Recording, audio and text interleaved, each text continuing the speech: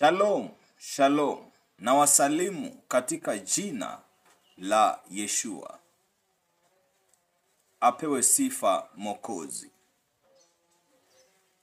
Asifiwe Mwokozi kwa sababu ametuokoa roho zetu. Ni lazima Mwokozi akuokoe. Lakini ukimjua Kristo Yeshua kama mtoto wa Mariamu wa kawaida, hata kuokoa. Yesu ni nguvu za Mungu ziwafanyao wanadamu kuwa wana wa Mungu. Kwa kuwa Maandiko yanasema Mungu alikuwa ndani ya Yeshua akiukusanya ulimwengu kwake. Akasema, tazama mimi na Baba tu umoja. Kila anionaye mimi amemuona Baba. Je, mnayasadiki maneno hayo? Nawaambieni, sadikini. Kwa maana saa yaja ambao wafu watakaposikia sauti ya Mwana wa Adamu, na watatoka katika makaburi yao. Nami nitawasafisha, watakuwa weupe kama theluji.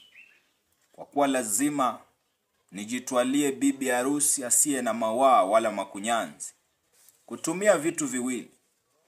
Kumbuka, mtakatifu anaitwa bibi harusi wa mwana kondoo, kwa sababu ametoka kwenye ubavu wa mwana kondoo.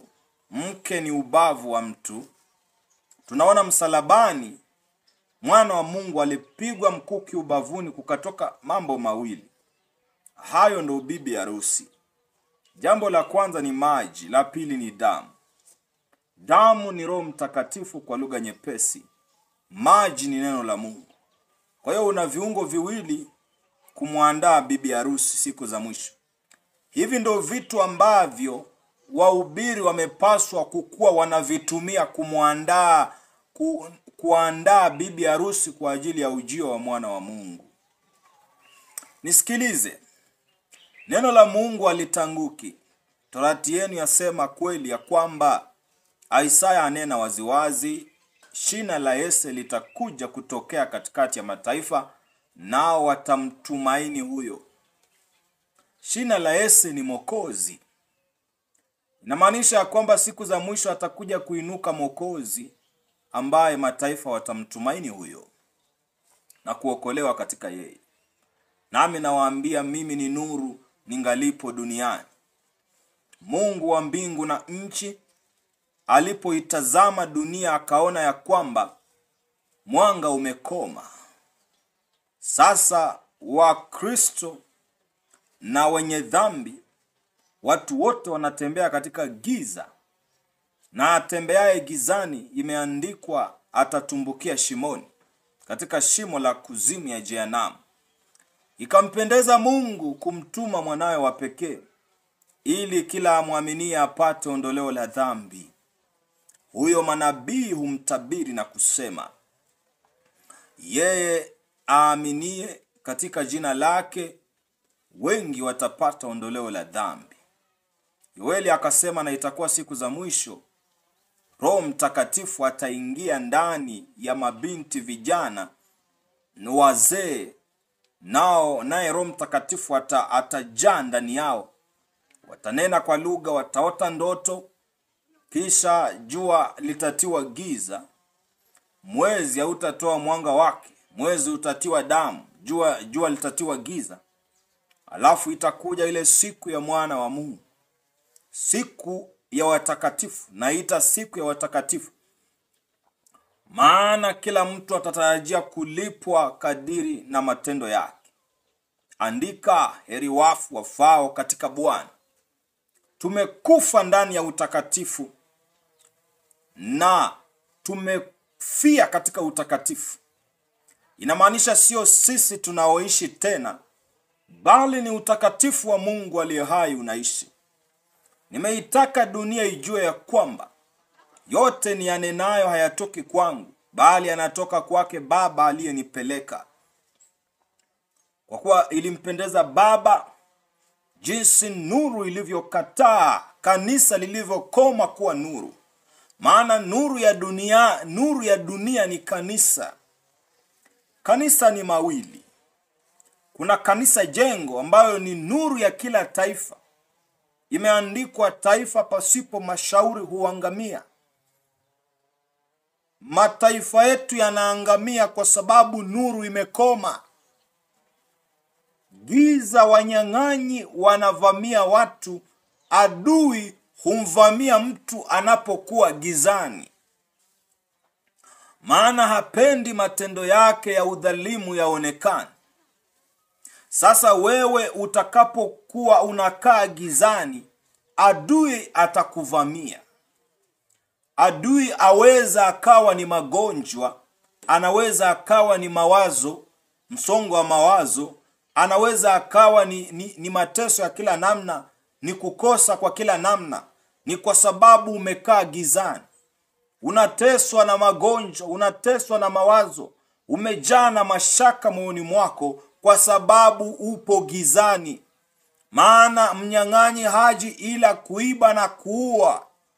Anakuja kukuletea mashaka auwe imani yako. Anakuja kuiba baraka zako. Huenda Mungu alikubariki kwenye maisha yako ili nawe usaidie huduma yake, ili usaidie maskini. Lakini mnyang'anyi anakunyang'anya baraka kwa sababu umekaa gizani. Mungu ni nuru, na kila yeye amwaminie Mungu ni sharti atembee katika nuru. Tazama, nuru ya Mungu imeshuka duniani. Yeye anitazamaye na kumuona Baba yangu ana heri sana, kwa sababu Baba yangu akaa ndani yangu na kuutumia mwili wangu kuwakomboa watu. Amini na waambieni, sadikini ya kwamba anionaye mimi amemuona Baba. Farijikeni ndani yangu kama mimi nilivyofarijika ndani ya Baba yangu aliyenipeleka. Amini na waambieni, hamna faraja katika dunia, hamna faraja katika anasa za ulimwengu, bali faraja ni ndani ya uokovu uletwao na Mwokozi aitwaye Yeshua. Haleluya! Sikilizeni. Nuru imekuja duniani na watu wameikataa na kupenda giza. Makanisa yamekoma kuwa nuru tena. Wakati Roho Mtakatifu wa Mungu aliye hai alivyokoma kanisani, kanisa likageuka kuwa giza. Kwa hiyo sasa hamna mwanga. Hakuna atakaye angazia mataifa. Wafalme wa dunia wakaangaziwa ya kwamba piteni katika haki na utakatifu. Usimuonee maskini kwa sababu ni maskini, wala usimnyang'anye mnyonge kwa sababu ni mnyonge. Maana Bwana atashindana na wewe kwa ajili ya kumdhulumu maskini. Usiwaue wenzako kwa sababu ya kulinda mamlaka yako katika serikali. Sasa kumekuwa ni giza tupu. Ikampendeza Bwana Mungu aliye hai, akatazama dunia akasema, nitawapelekeni Kristo atakaye kwenda kwa jina langu, ili kila atakaye muamini asitembee katika hilo giza, bali atembee katika nuru yangu. Na yeyote atembeaye katika nuru, mwisho wake utakuwa mwisho wa faraja, na yeye atakapoishia ndipo huo ndio mwanzo wa nuru hiyo. Yani nuru inakuangazia, imeangaza kutoka sehemu fulani kuelekea kwenye dunia ya giza. Sasa ukitembea nuruni, utafika mahali ambapo ni mwanzo wa nuru, ambapo hakuna mchana na usiku. Mwana kondoo ndiye nuru ya huko. Hakuna giza huko, ni utakatifu tu. Hamna dhambi za dunia, wala hakuna anasa za ulimwengu, bali ni kuburudika na kufurahia katika Bwana aliyeziumba mbingu na nchi. Kwa hiyo nakuonya usitembee gizani. Nuru ni mwana wa Adamu, na mwana wa Adamu ni neno la Mungu lililofanyika mwili akaja kwetu kama mwanadamu.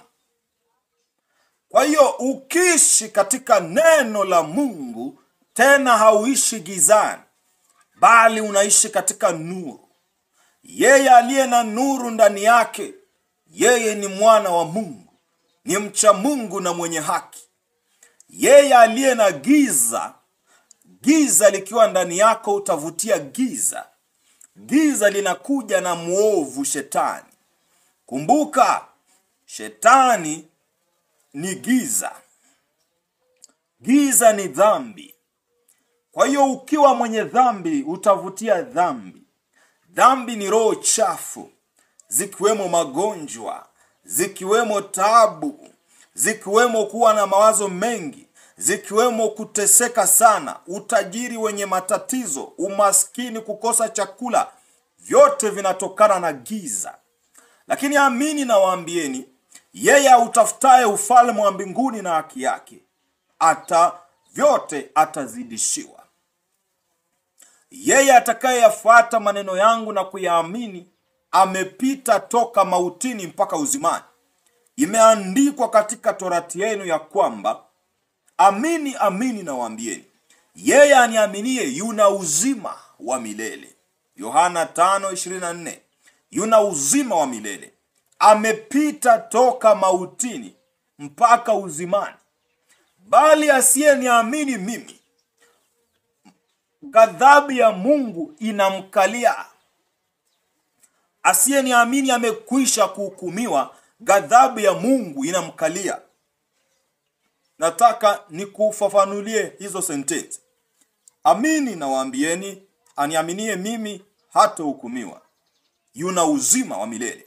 Amepita toka mautini. Mautini, tunajua mauti ni kifo, si ndio? Na haya mauti, kifo, tunajua kinaletwa na mambo kadha wa kadha. Walevi wanaweza akalewa paka akafa. Kwa hiyo kifo, amepita mautini inamaanisha amepita ulevi, amepita uzinzi ambao unaweza kumletea magonjwa ya zinaa akafa. Amepita magonjwa yote, amepita waovu, ibilisi, wachawi na chochote. Yani amepita toka mautini, amepita kwenye vitu ambavyo vinaweza vikaathiri mwili wake mpaka uzimani. Maandiko yanasema uzima wa milele ndio huu, wakujue Baba Mungu wa kweli na Yeshua uliyemtuma. Kwa hiyo una vitu viwili vya kujua: Baba Mungu wa kweli na Yeshua uliyemtuma. Kwa hiyo lazima umjue yeye aliyetumwa kwa ajili yako. Lakini yeye anasema yeye aniaminie yuna uzima. Lazima umjue mwana wa Mungu na kumwamini, na kisha umjue Baba wakujue, Mungu wa peke yake wa kweli. Inamaanisha huyu Mungu yupo ndani ya Biblia, yupo ndani ya mwana wa Mungu. Kumbuka, Mungu wa pekee wa kweli inamaanisha kweli ni nini? Si neno la Mungu. Inamaanisha Mungu wa pekee wa neno la Mungu. Neno la Mungu ni nini? Maandiko yanasema hapo mwanzo kulikuweko na neno la Mungu. Neno la Mungu alikuwa kwa Mungu. Neno la Mungu alikuwa ni Mungu. Neno la Mungu alifanyika mwili. Tunajua nani alifanyika mwili? Si ni Yeshua.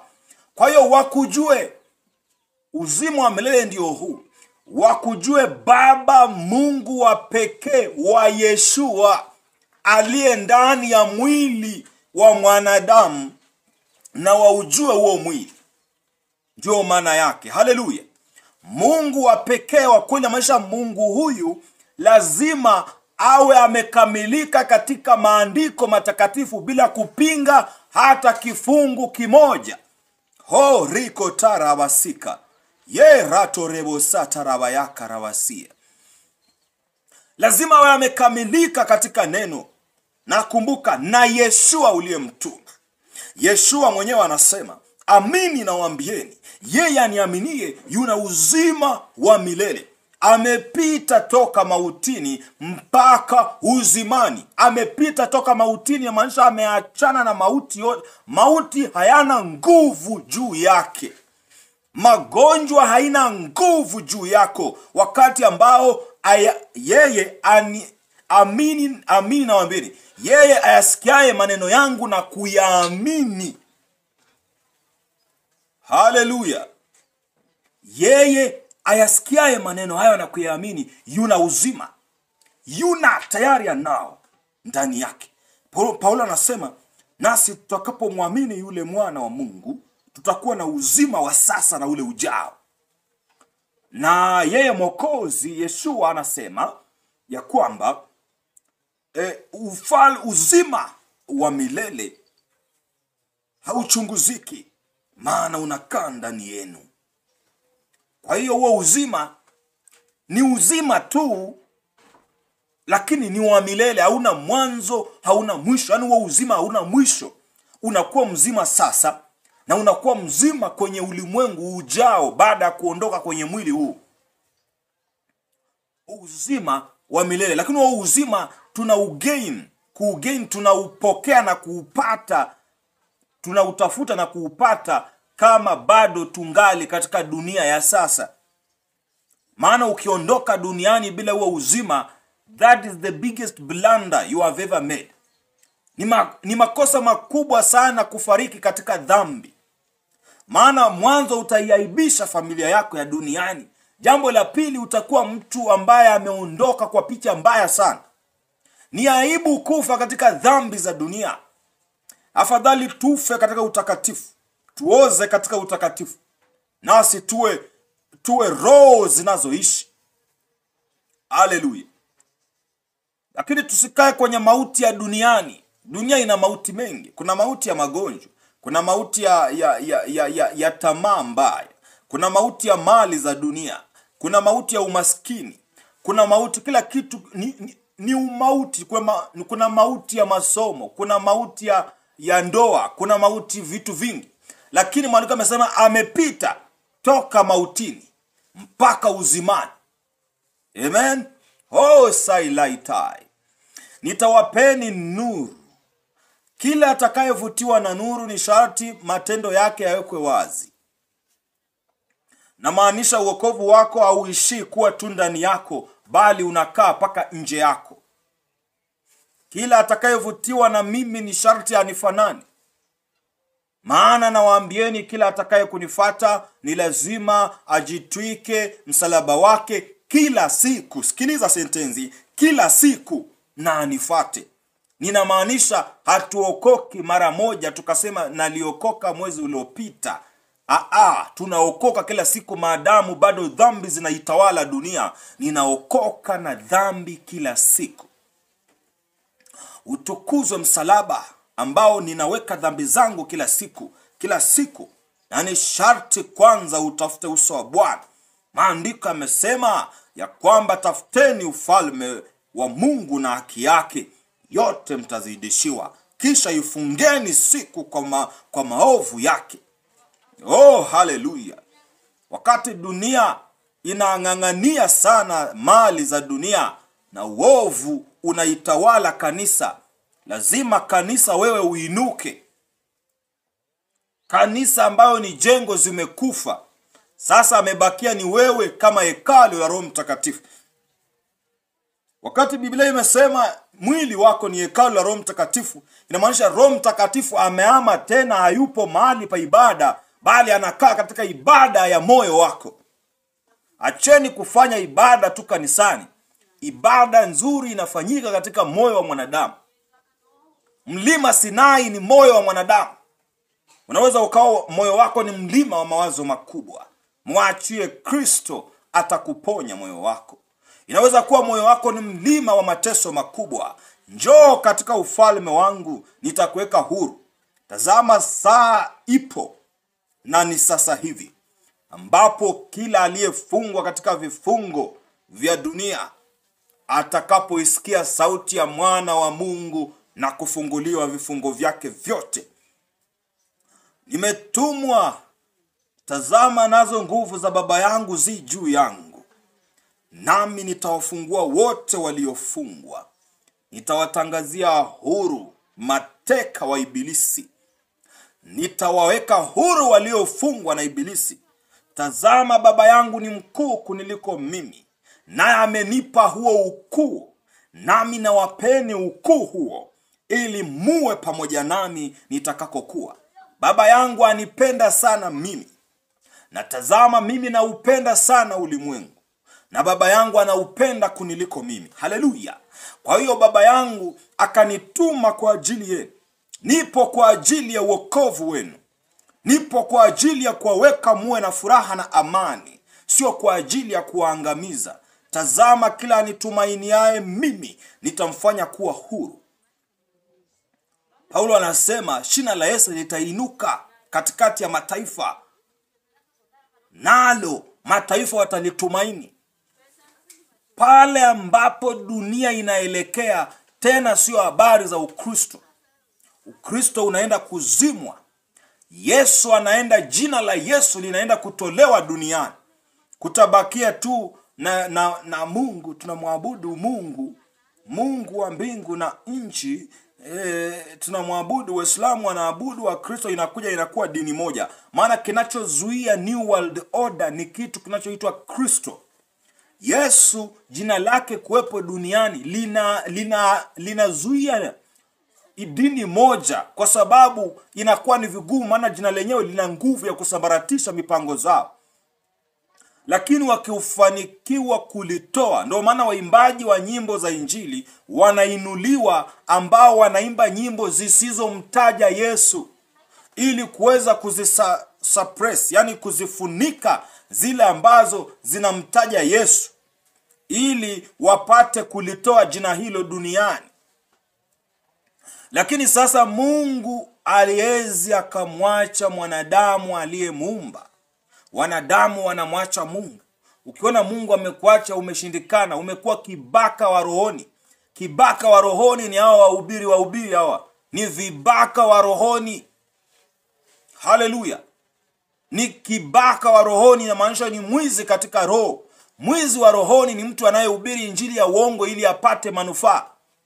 Mwizi wa rohoni ni mtu ambaye anatoa sadaka ili Mungu ambariki. Ni mwizi wa rohoni. Mwizi wa rohoni ni mtu ambaye toa sana ili ufanikiwe. Hapana, Mungu ana namna yake ya kutoa. Mwizi wa rohoni ni mtu ambaye anatoa sadaka ya kuvunja madhabahu. Ni mwizi wa rohoni. Wanashirikiana mwizi ambaye yupo madhabahuni ajiitaye mtume na nabii, alafu kuna mwizi ambaye anamsaidia huyu mwizi kuwa maarufu na kuonekana sana, na anamfuata huyu mwizi huu akijifunza njia zake za kuiba. Hakuna kwamba nyota ya biashara unaenda unatoa sadaka, Mungu aniitie nyota ya biashara. Wewe ni mwizi wa nyota. Wewe ni mtu wa kuanga. Wewe ni kibaka wa rohoni. Haleluya. Na kusomea kidogo kitabu hapa.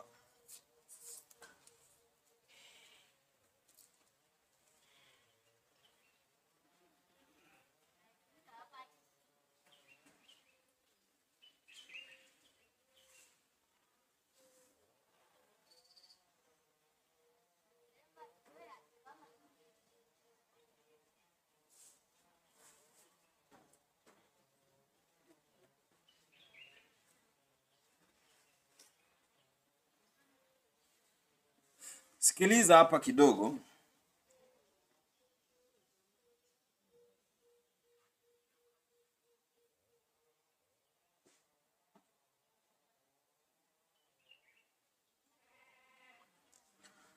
Kitabu cha Marko 14 kuanzia 55.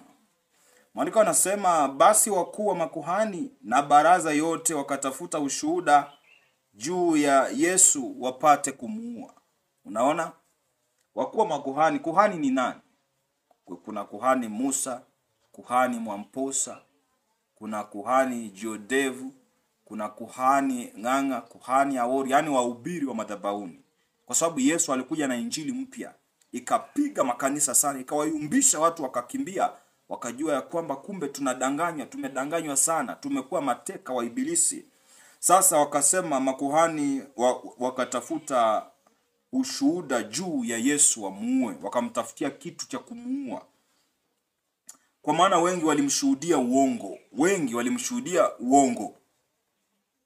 Walakini ushuhuda wao haukupatana. Yani kuna watu waliinuka na kushuhudia uongo. Huyu alinifanyia hiki, nilimsikia akisema hiki. Yani kuna kuwa na blackmailing. They wanted to blackmail Jesus Christ so that they can kill him.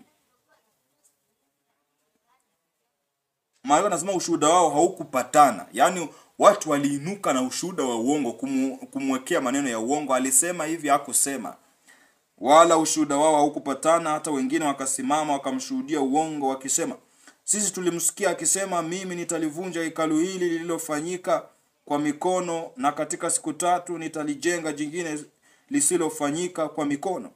Wala hata hivi ushuhuda wao haukupatana. Haleluya. Kisha kuhani mkuu akasimama katikati, akamuuliza, nataka uwe makini kabisa, akamuuliza, akamuuliza Yesu akisema, hujibu neno? Wanamshuhudia uongo, amenyamaza. Hujibu neno? Haya, sikiliza hapa. Hawa wanakushuhudia nini? Lakini akanyamaza, wala hakujibu neno. Kuhani mkuu akamuuliza tena, akamwambia, wewe ndiwe Kristo? Unaona, paka hawaamini kwamba Yesu ni mwana wa Mungu. Hawaamini ya kwamba yeye ni Kristo. Nakumbuka hawa makuhani ni mtu aliyekaa kwenye sanduku la agano, mtu aliyekuwa akisoma Torati usiku na mchana. Yani ni wa Kristo, ndio makuhani wakuu, ndio Mafarisayo. Akamuuliza, wewe ndiwe Kristo, mwana wake mtukufu? Yani wewe ndiwe Kristo, mwana wa Mungu. Mwana wa Mungu. Yesu akasema, mimi ndiye. Walimuuliza, wewe ndiwe Kristo, mwana wa Mungu, mwana wa mtukufu? Yesu akasema, mimi ndiye.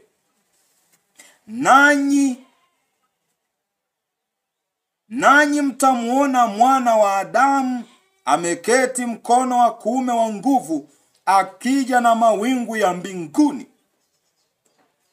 Haleluya. Mimi ndiye, nanyi mtamuona Mwana wa Adamu ameketi mkono wa kuume wa nguvu, akija na mawingu ya mbinguni. Kumbuka alienda na mawingu, anashuka na mawingu. Ufunuo 11 pia huyu aliyeko duniani anaonekana akirudi mbinguni na mawingu. Ni mtu mmoja. Kuhani mkuu akararua nguo zake akisema, tuna haja gani tena ya mashahidi? Mmesikia kufuru yake, mwaonaje ninyi? Kuna habari gani ya mashahidi? Mmemsikia akikufuru. Wote wakamhukumu kuwa imempasa kuuawa. Wengine wakaanza kumtemea mate, wakamfunika uso na kumpiga makonde na kumwambia, tabiri. Hata watumishi nao wakampiga makofi. Unaona? Kwa hiyo uwe makini sana kwa mambo ya Mungu. Hakuna anayemjua Mungu. Haleluya. Awe ni mhubiri, awe ni muumini, yaangalie sana maneno ya Mungu. Ukitaka kumjua Mungu vizuri, peana muda. Mungu anajifunua. Haleluya. Hesela idrisa. Kuhani mkuu akararua nguo zake, akajawa na hasira, akasema, tunataka mashahidi gani na mmemsikia mwenyewe akikufuru? Kwa hiyo Yesu kusema mimi ndiye Kristo, mwana wa Mungu, alikuwa na kufuru ama alitenda dhambi? Si ni ukweli? Lakini kanisa, makuhani na watumishi wa masinagogi na wahubiri wote wanampiga waumini, wanampiga wakimtemea mate, wakimwambia amekufuru, yani yupo kinyume na Mungu. Haleluya. Kumpiga makonde, wakamwambia tabiri, wanamkejeli. Kwa hiyo hapa maana yake ni kubwa. Siri za Mungu haziwezi kubalika na wanadamu. Mungu anatumia wanadamu wadhaifu ili kujitukuza. Haleluya. Amini na waambieni, Uso wa Bwana utafunuliwa kwa wao wanaomtafuta katika haki na kweli, katika kweli na roho. Yaani wanaomtafuta Mungu kwa kweli, kwa uzima, kwa utakatifu, uso wake utaonekana kwao. Naye Bwana hata waacha kuwa yatima, bali atamimina Roho Mtakatifu wake ndani yao, nao watasema kwa lugha za malaika, kama Roho atakavyowapa kutamka. Nao watajazwa tumaini jipya, ambalo katika hilo watauona ufalme wa mbinguni. Nao watatiwa muhuri ambao unatokana na kweli katika paji za nyuso zao. Nao watapewa jina la mwana wa Mungu na la Mungu kwenye paji zao. Wataitwa watakatifu wa Mungu, malimbuko ya Bwana itokao upande wa mataifa. Watakuwa uzao wa makuhani na uzao wa kitajiri, familia ya utukufu itokao katika upande wa mataifa.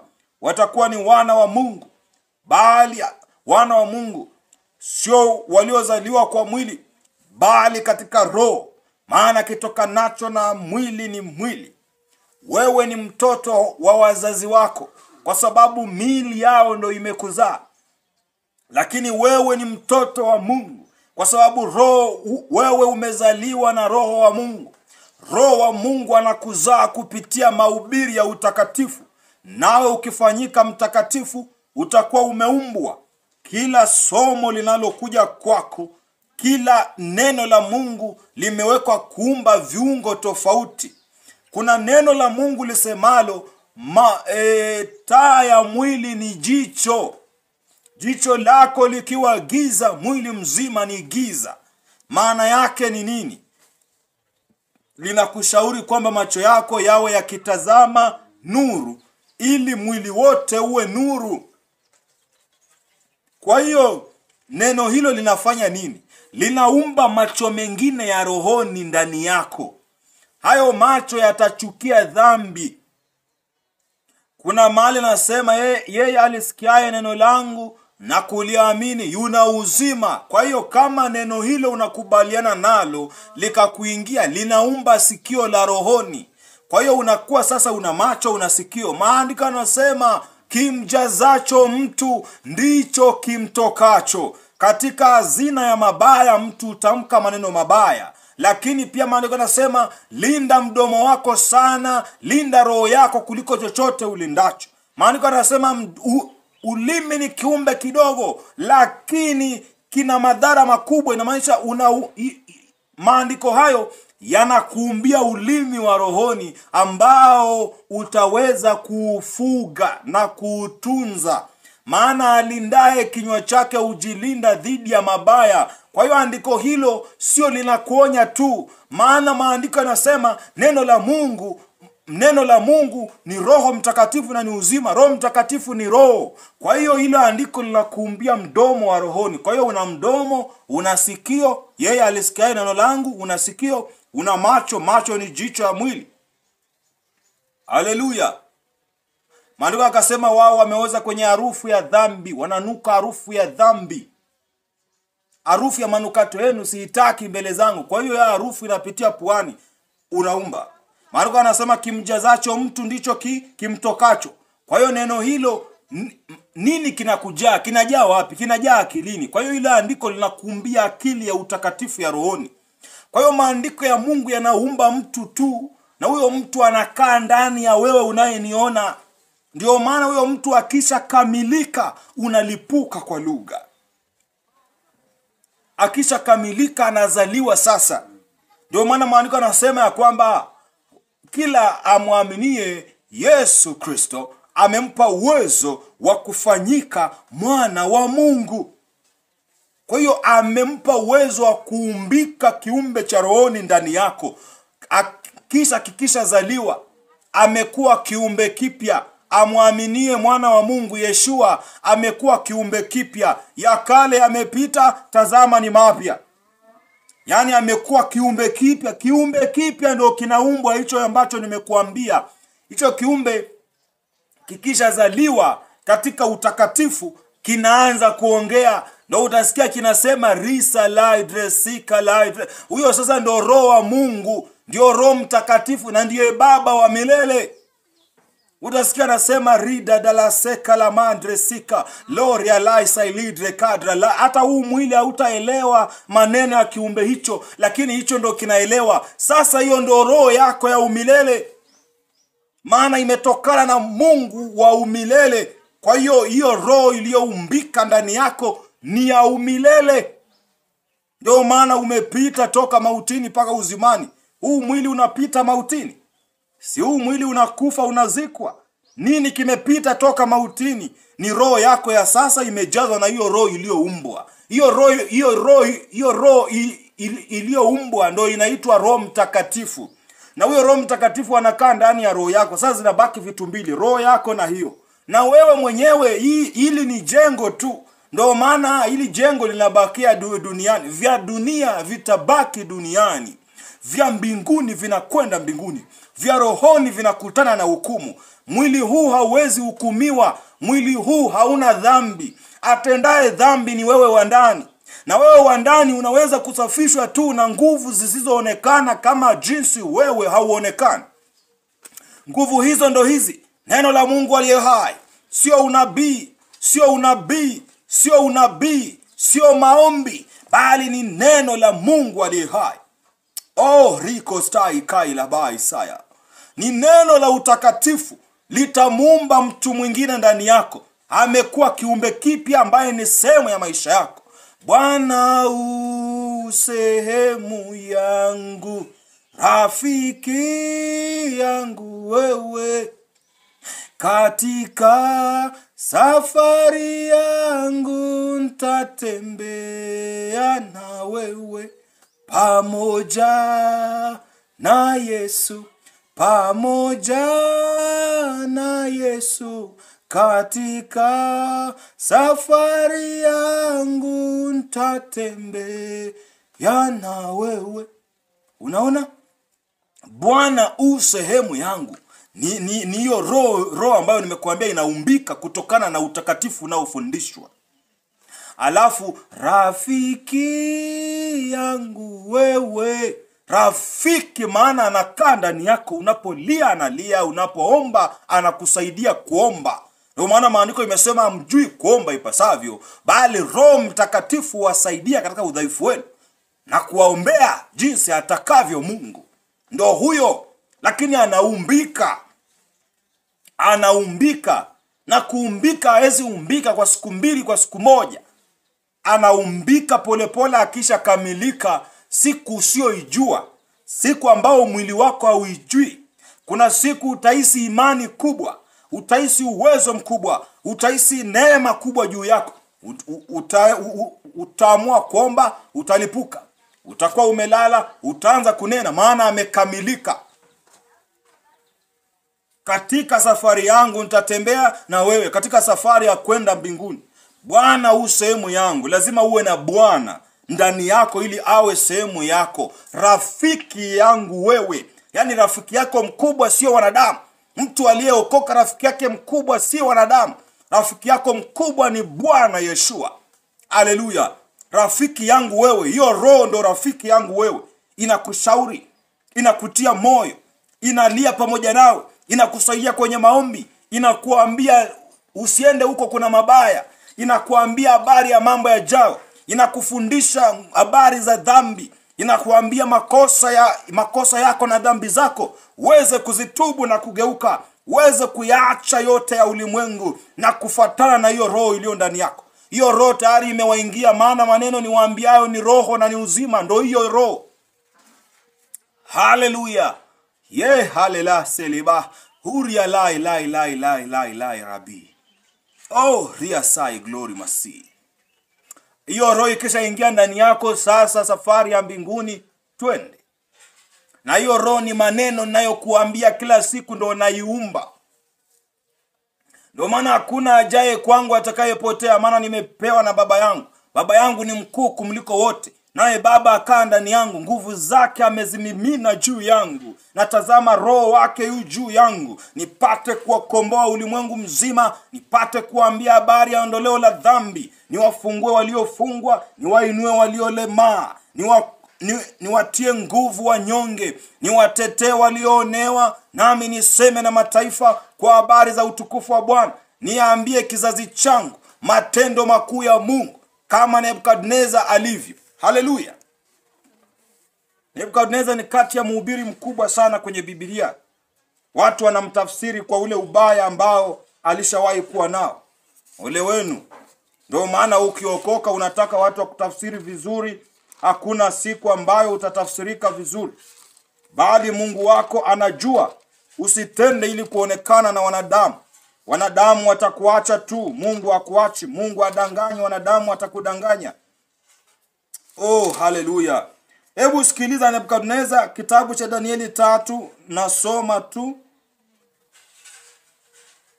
Nasoma kuanzia ngapi? Nasoma kuanzia 15.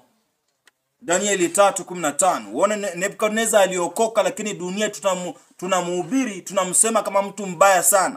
Lakini Nebukadneza yupo kwenye ufalme wa Mungu. Nilishawahi post kitu kama hicho, watu hawakunielewa. Kwa hiyo dunia, hata Yesu mwenyewe ilimtafsiri vibaya sana. Ilimsema kwamba amekufuru. Ilisema ana mapepo ndani yake. Ilimwambia yeye ni muongo, ni mjanja. Zimeandikwa zote hizo vitu hapa ambayo walisema. Walisema huyo mjanja alisema atafufuka. Walisema wewe ni Msamaria una pepo. Wakasema amekufuru, wakamtemea mate na kumpiga makonde. Haleluya. Dunia ilimtafsiri vibaya. Dunia ikatafsiri nani vibaya? Akina Yeremia, akina Mikaya wanateseka kwenye magereza kwa sababu wametafsiriwa vibaya. Akina Elia wanalia, Bwana heri nifie jangwani, maana wametafsirika vibaya. Akina Musa, wana wa Israeli wanakwenda dhidi ya Musa kwa sababu wanamtafsiri vibaya. Utakatifu wa Mungu huwa unatafsiriwa vibaya na wenye dhambi. Hebu tuwe makini, tusitie makini kwa wenye dhambi hata siku moja. Tia makini kwenye safari ya ufalme wa mbinguni. Je, mimi nimeokoka ili wanadamu wanipe thawabu? Mwanadamu yupi aliye na ufalme wa mbinguni? Bali ni Baba yangu aliye tu na ufalme wa mbinguni. Hebu sikiliza, mimi ndimi njia, kweli na uzima. Na wapa njia kwenda kwa Baba, ambaye amenipa mimi na wapa, ili ninyi mfanyike watoto wangu. Nami nitakapokuwa, Baba yangu atakaponieka, ndipo mtakakokuwa. Na ule uzima ulio ndani yangu ndio utakayokuwa ndani yenu. Nanyi mtakuwa watu wangu, nami nitakuwa Mungu wenu. Nanyi mtakuwa pamoja nami, asema Bwana wa majeshi. Haleluya. Sikiliza. Nasema basi sasa, kama mkiwa tayari, wakati mtakapoisikia sauti ya panda filimbi, kinubi, zeze, santuri, zomari, namna zote za ngoma, kuanguka na kuisujudu sanamu niliyoisimamisha ni vema. Kuanguka na kuisujudu sanamu ni vyema. Bali msipoisujudia mtatupwa saa hiyo hiyo katika tanuri wakayo moto. Naye ni nani Mungu yule atakayewaokoa ninyi na mikono yangu? Ndipo Shadrach, Meshach, Abednego wakajibu wakamwambia mfalme, Nebukadneza, hamna haja ya kukujibu katika neno hili. Kama ni hivyo, Mungu wetu tunayemtumikia aweza kutuokoa na tanuri ile iwakao moto, naye atatuokoa na mkono wako, mfalme. Bali kama sivyo, ujue mfalme, ya kuwa sisi hatukubali kuitumikia miungu yako, wala kuisujudu hiyo sanamu ya dhahabu uliyoisimamisha. Nebukadneza akakasirika. Hiyo ni sasa ni matendo ya Nebukadneza ya kale. Tuangalie matendo ya sasa. Kitabu cha Danieli 4:1. Walikuwa nasema mfalme Nebukadneza kwa watu wa kabila zote na taifa zote na lugha zote wanaokaa katika dunia yote. Sikiliza. Huu ni ujumbe wa mfalme Nebukadneza kwa watu wote duniani. Sikiliza. Kimakini sana. Biblia iseme na moyo wako. Mfalme Nebukadneza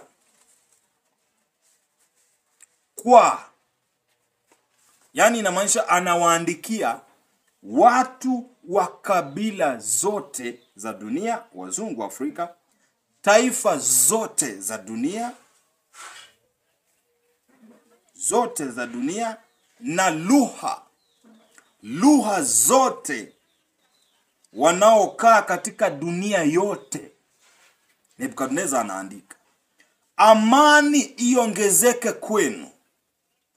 Mimi nimeona vema kutangaza habari za ishara na maajabu aliyonitendea Mungu aliye juu. Mimi nimeona vema kutangaza habari za ishara na maajabu aliyonitendea Mungu aliye juu.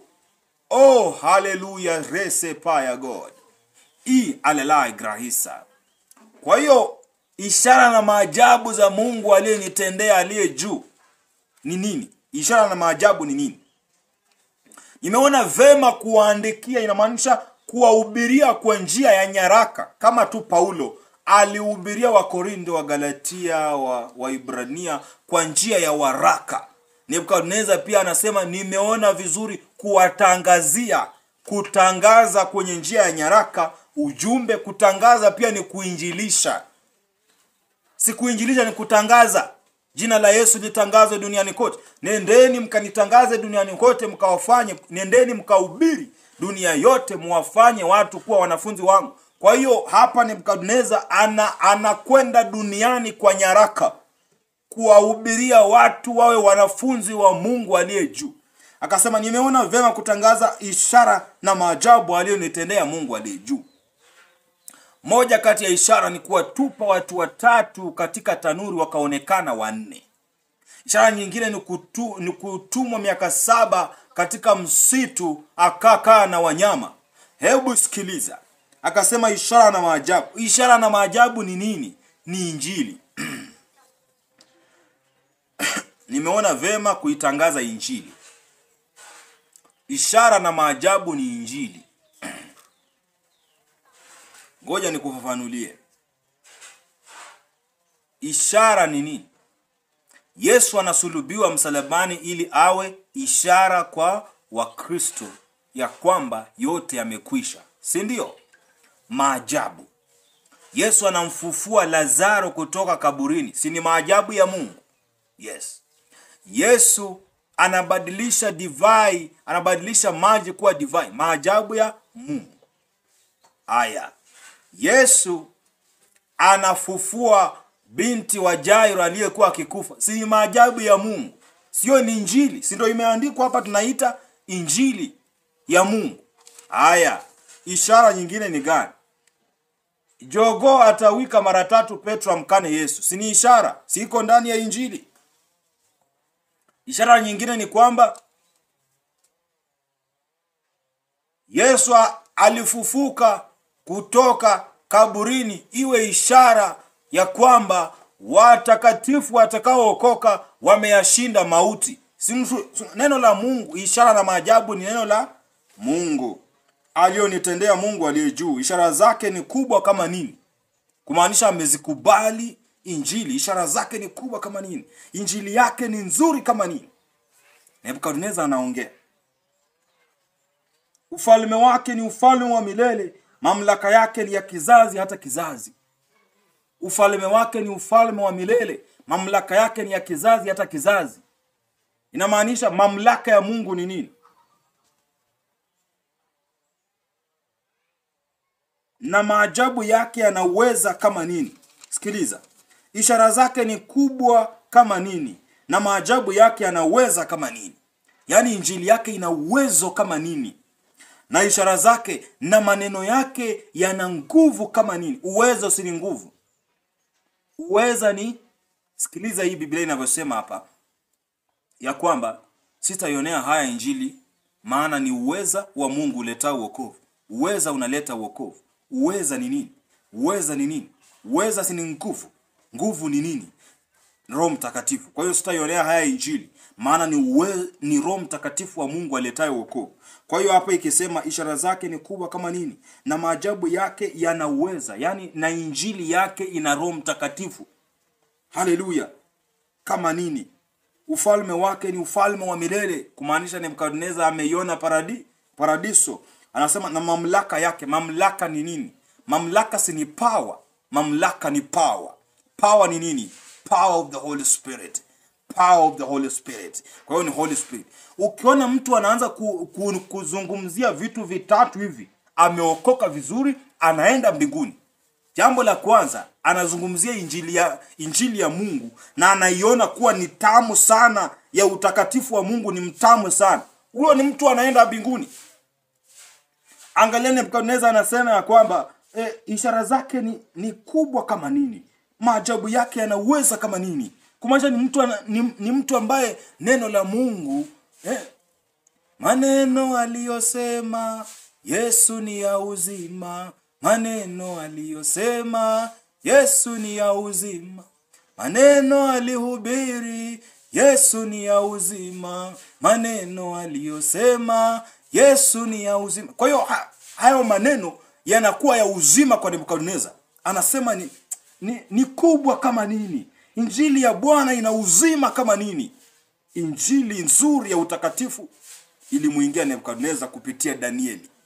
Alafu akasema ufalme wake ni wa milele. Anaanza kuzungumzia ufalme wa Mungu. Hapo unajua huyu ni mtu ako connected vizuri. Na pia anasema mamlaka yake na Roho Mtakatifu. Injili, Roho Mtakatifu wa ukweli na ufalme wa Mungu. Hizo ndio vitu tatu za kwenda mbinguni. Nebukadneza alikuwa nazo. Kwa hiyo yupo wapi? Yupo kwenye ufalme wa mbinguni, tena anazidi kutuhubiria vizazi na vizazi kwa matendo ya Mungu. Haleluya. Jina la Bwana libarikiwe. Nataka nimalizie hapo. Amani iwe pamoja nanyi, amani iongezeke katika maisha yenu. Mfurahieni Bwana, naye atawakuza. Jinyenyekeze, Bwana akukuze. Ajikuzae atashushwa kuzimu, ajinyenyekezae atainuliwa mbinguni. Sadikini ya kwamba Mungu ni roho. Roho hiyo inatafuta mioyo ya kukaa ndani yake. Kwa hiyo naomba uwe mmoja wa hiyo mioyo. Usipitwe, bali Mungu akukumbuke. Amani yangu na wapeni ninyi, ikae ndani ya mioyo yenu, nanyi msikose chochote. Mungu abariki njia zenu, Mungu awafungulie milango na madirisha, Mungu awape unyenyekevu na upole, Mungu awape hekima na maarifa, Mungu awatie uwezo, awatie neema, awatie mamlaka, na heri yake iwe juu ya mili yenu. Muwe na amani na uzima usio na kikomo. Muwe na furaha na utakatifu katika Bwana, naye apate kuwakuza na kuwafurahia, nanyi mpate kusadiki ya kwamba Mungu ni pendo, naye apenda watu. Asanteni sana, mpate kubarikiwa.